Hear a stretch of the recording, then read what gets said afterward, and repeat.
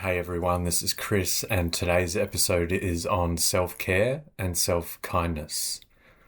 And I'll start by introducing my journey with that, and then also offer a few things that hopefully will be helpful for you in your journey.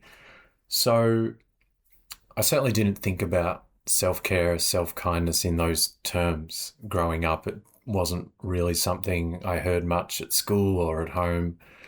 And I've realized at this point in my life, it's really essential to practice self-care, practice self-kindness, and have a practice and refine that practice. And it's something I have to check in with myself because I can sort of drop the ball, or I can let things slip a bit, and or I can feel myself being distracted or just being out of touch with my self-care, self-kindness practices. And besides being a practice, it's also a way of life. It's a way of viewing the relationship with myself, the way of viewing how I can also best show up with others. And so all those things play into it. And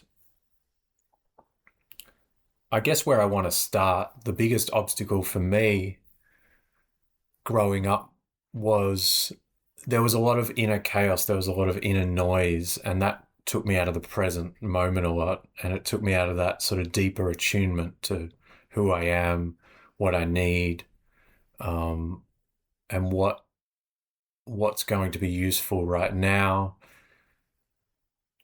And I think sometimes one has to let go of a lot to really be able to see what's underneath and what's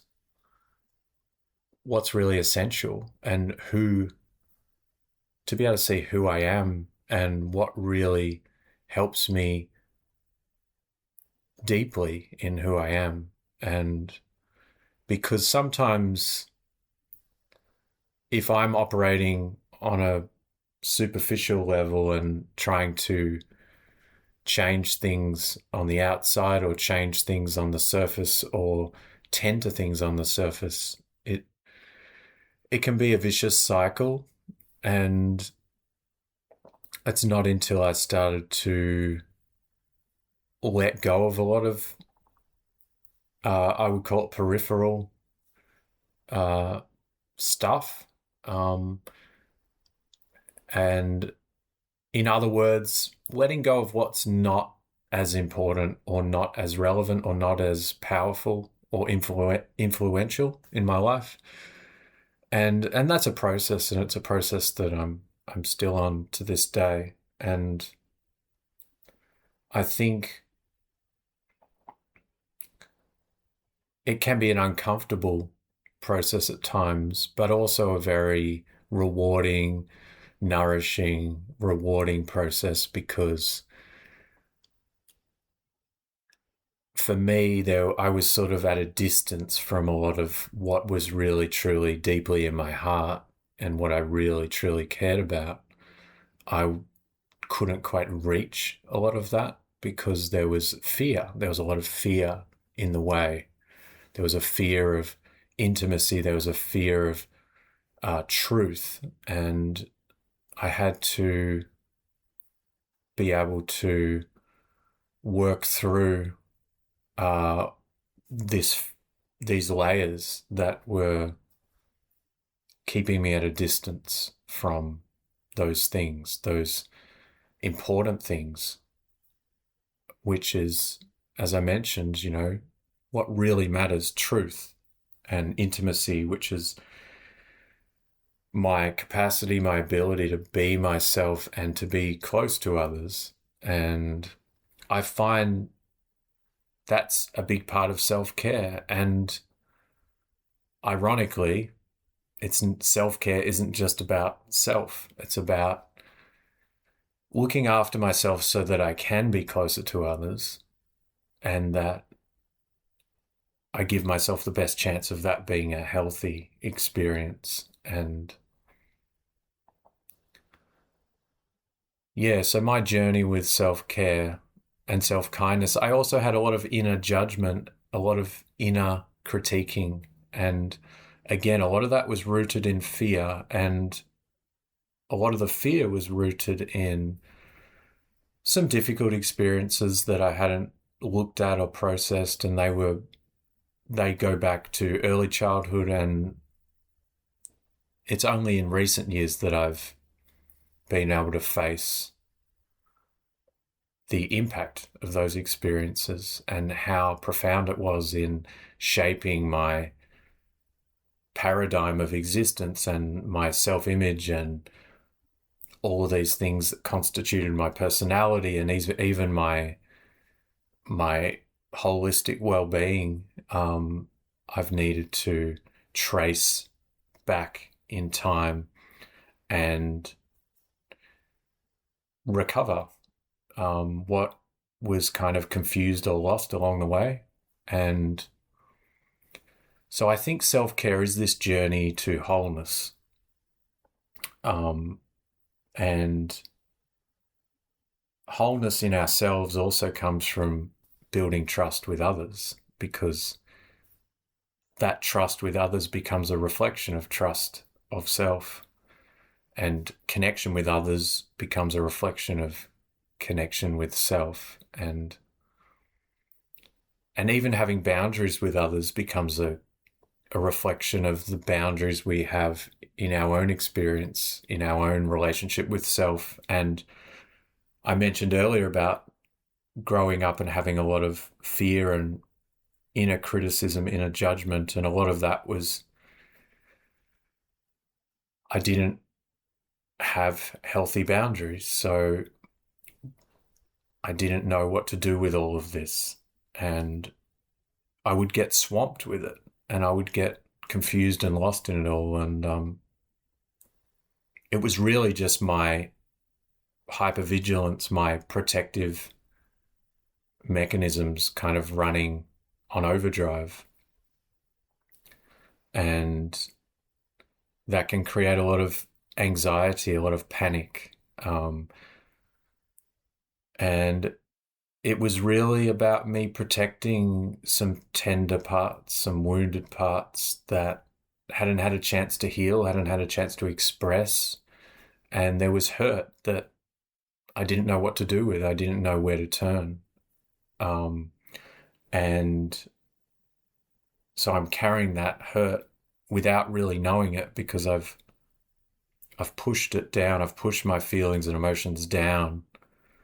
And it's not until I can start to listen to these feelings and emotions that I start to recover that connection with myself and the fullness of who I am. And I don't have to stay disconnected from who I am. So self-care does become much easier when I can really drop into who I am, when I can really connect to who I am, and I can be with the full experience of that. And there's two sides to that coin, there's the pain of like, why was I disconnected in the first place, and what's the impact of that as it's played out in my life? And then there's also the freedom and the joy that comes from like, oh, this is what it's like to be able to drop more deeply into myself, and knowing finally how to do that, and having those protective mechanisms give way and become less necessary. And a lot of that happens through relationship. A lot of that happens through a deeper listening and a deeper reflecting through relationship and through our own practices too. So it's really just this process of letting go. It's a process of experiencing what couldn't be experienced earlier on. And there comes a time when our mind, our nervous system, our body, our spirit is ready to experience what perhaps we didn't have the capacity to experience. So we could call that healing trauma, in a sense. And we could also call it integrating the parts of us that we've had to protect ourselves from because they weren't ready to come online. They didn't know how to come online because something had disturbed our natural way of being, our natural connection to life, our natural connection to ourselves, our natural connection to others. So it's really essential to be aware of that aspect of how connected am I to myself, and do I have a bit of a process that works to help me connect. And and I would say it looks like many things, but this provides a foundation for tending to our self-care needs and having more clarity on them and having more trust and confidence in them. So, in other words, when I can really be in myself, it's much easier for me to know how to look after myself. But if I can't really access who I am fundamentally, it's difficult to know how to look after myself because there's going to be a layer of fear, or an element of fear that's interfering with me looking after myself. Yeah, so moving on from that, some things that I've journeyed with in my self-care journey. A couple of things come to mind straight away. I've had a journey of maybe 10 years with journaling, and it's so interesting how that's evolved over time, and it's gone through different seasons and styles of journaling, and it's just been so helpful to bring out more of that inner world and create more calmness and clarity with that inner world, and more direction in terms of, like, once things are written out on a piece of paper, it can just, even just doing that can just quieten that inner world a bit, and it can also relax it a bit, and it can also give me an idea of what's jumping out at me now, or what do I actually need to tend to, and what's just kind of dust in the wind, kind of. So journaling's been really important, and I pretty much do journaling every day at this point because I still have quite an active mind, particularly earlier in the day and probably later in the day. My mind can be quite, uh, it can fall into that pattern sometimes of too much thinking. So journaling helps me just express what I need to express, and be able to slow down a little bit and be able to build some confidence in, like, what do I need to tend to now or today or this week. So journaling helps me come back to the present and start the process of looking after myself. And I would also put meditation in a similarly important category of finding more stillness, finding more connection, finding more presence. And it's amazing how, for me, with meditation these days, I really can appreciate how following my breath, or listening to my breath, or bringing attention to my breath is a big part of it. It's a big part of what helps me, I would say, ultimately come into a higher place in my consciousness, or a higher place in my thinking, and let some of that noise dissipate a bit or relax a little bit. So meditation's something I try to do at least a few times a week. If I'm not doing it every day. And it's probably something I need to keep reminding myself would be good to do it every day. Um, but yeah, that's definitely a critical thing at this point, I think, because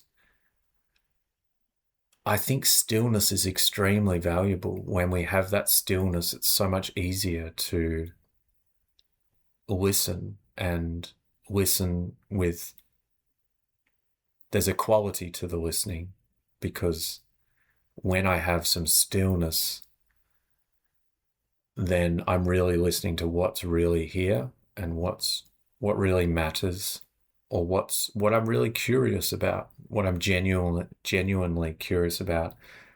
And it's so much easier to know where to direct my energy at that point. Whereas if I don't meditate, I can get a bit scattered, I can get a bit chaotic, I can be pulled in multiple directions, and I can get frustrated. So meditation has become very important. And it reminds me of this word focus because I feel like that's also a rarity in our modern, fast paced, technologically obsessed world.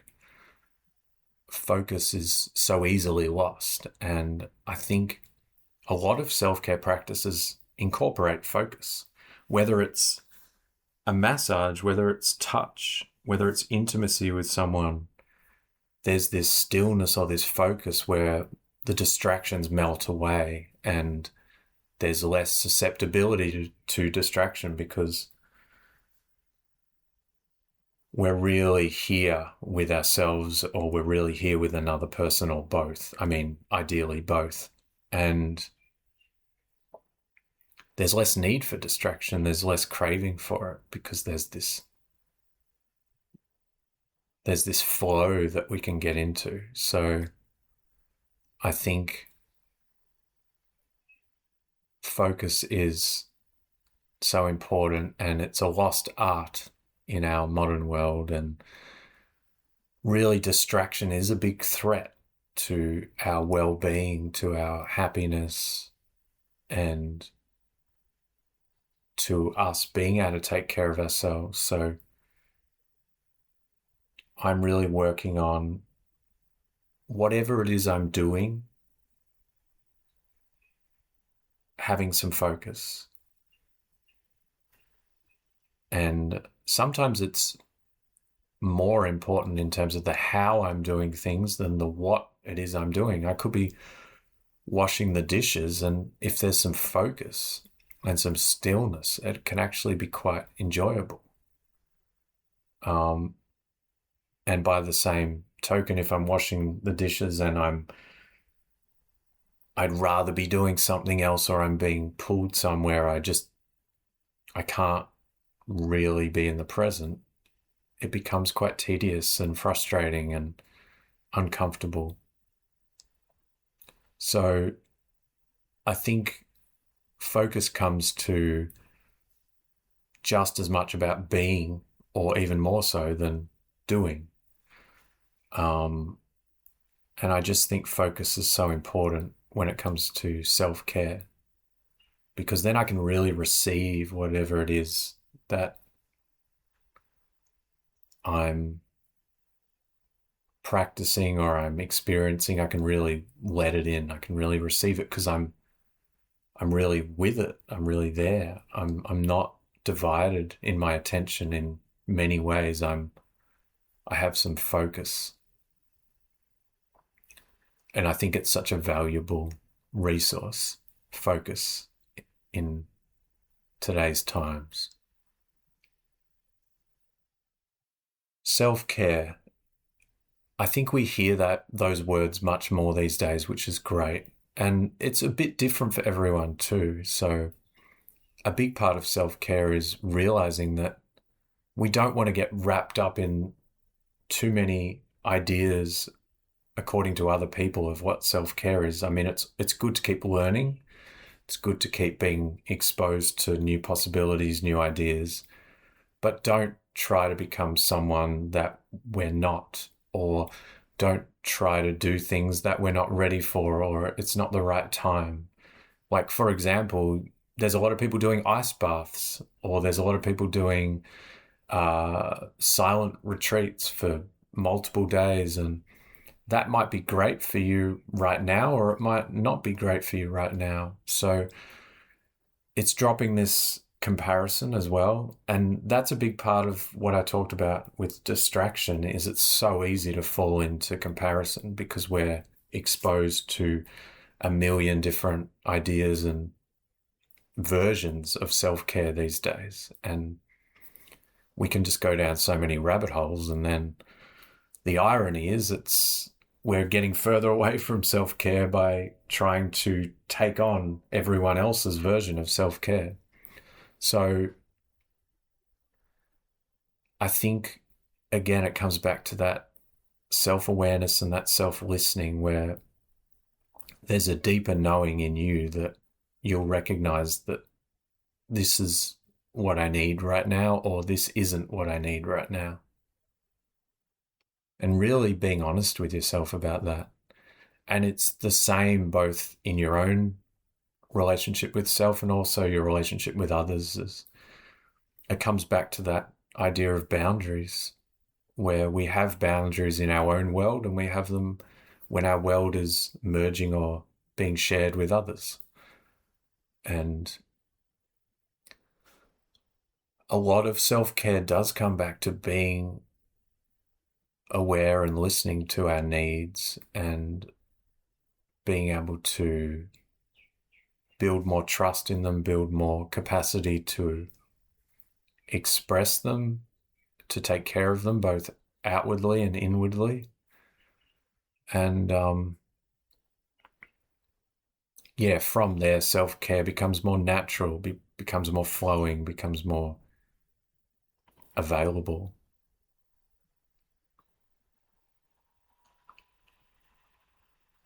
So, self-kindness, I'll talk about that. We often have different voices in our mind telling us all sorts of different things, and sometimes these voices aren't so kind. And I know in my journey, there's been periods of life where I've been pretty hard on myself, and some of those voices have been very demanding or very fearful or very confused. And it comes back to this idea of like, what's going to help me come into my center right now? Because then it's easier to be discerning of like these inner voices, which one is okay for me right now, or which one is worth listening to. So I would say with self-care and self-kindness is build your confidence by starting with the things that you feel pretty safe with, you feel pretty confident with, and you feel have a proven track record in your life. So as I mentioned earlier, for me, journaling, meditation, walks in nature, and all those things almost always bring me more into my center, bring me more inner connection, and allow the noise to relax. And in some cases fall away more. And then it's like, well, what's left standing? What's left kind of smiling at me as well? Because self-care is this idea of like, what's the voice that's smiling at me, that's here to look after me and here to help me fill my cup again when it gets a bit low. And I think it's really important to do that so that when we show up in the world and with other people, we've got some resource there. We've got something in the tank to keep us going and to have more energy to handle whatever's happening, and also not just that, but we have more magic to share, um, because we're in a full place, or a more full place. And so starting with what tends to work well for you. And as the day goes on, I tend to want to then maybe take more risks. Then, because part of self care is also uh, like living unapologetically in our truth and listening to our guidance, our, let's call it, our higher power. And you might have a different word for it, but listening to source, higher power, the universe, spirit, whatever works for you.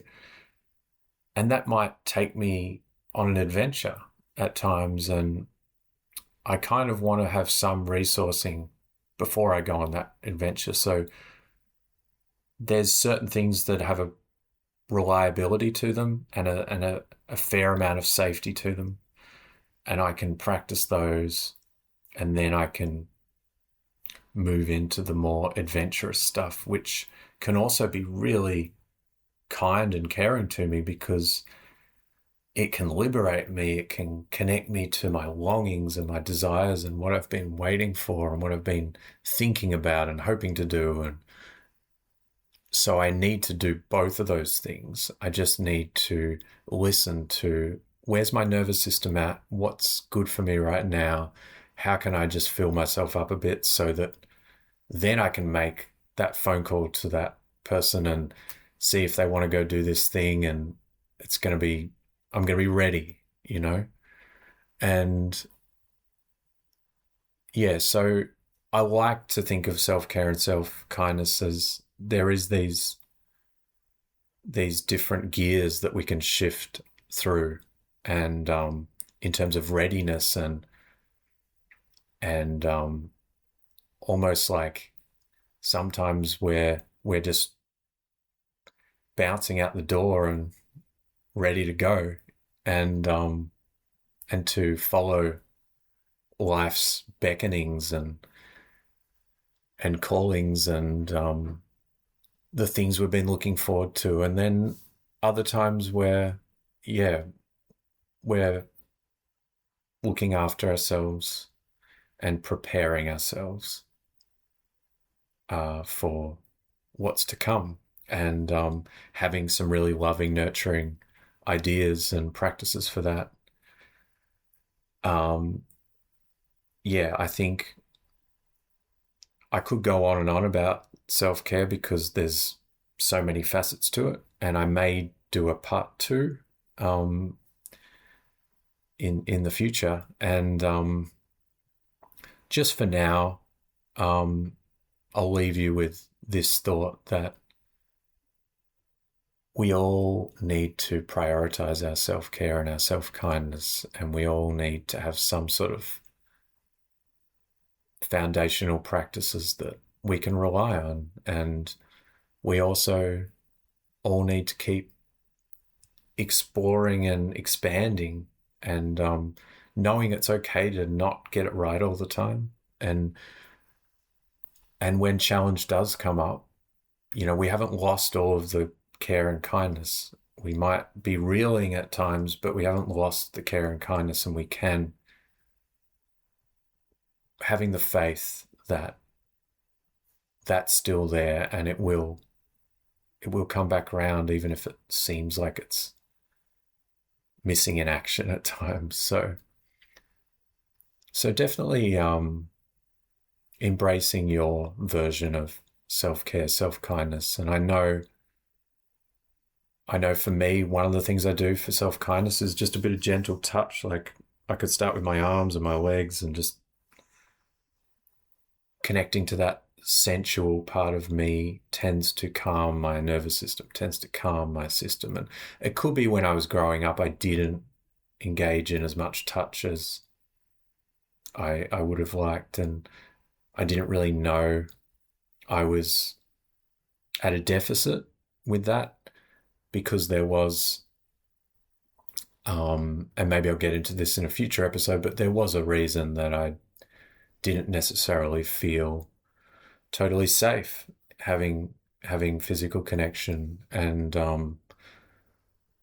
you know, part of my healing and recovery is to feel more safe having physical connection, starting with myself and with others. And there's so many different levels and layers of physical connection and sensuality.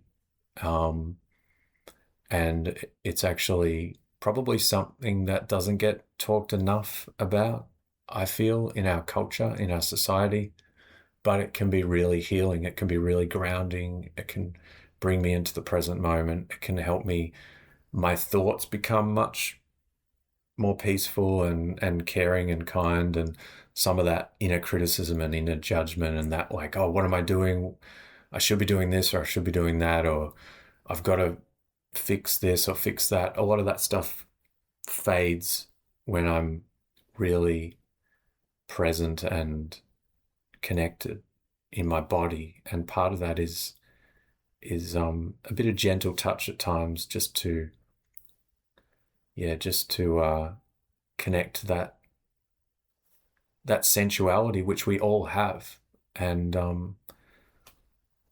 yeah, it's really about coming into this energy of being caring with ourselves and being good to ourselves, and giving ourselves attention and connection.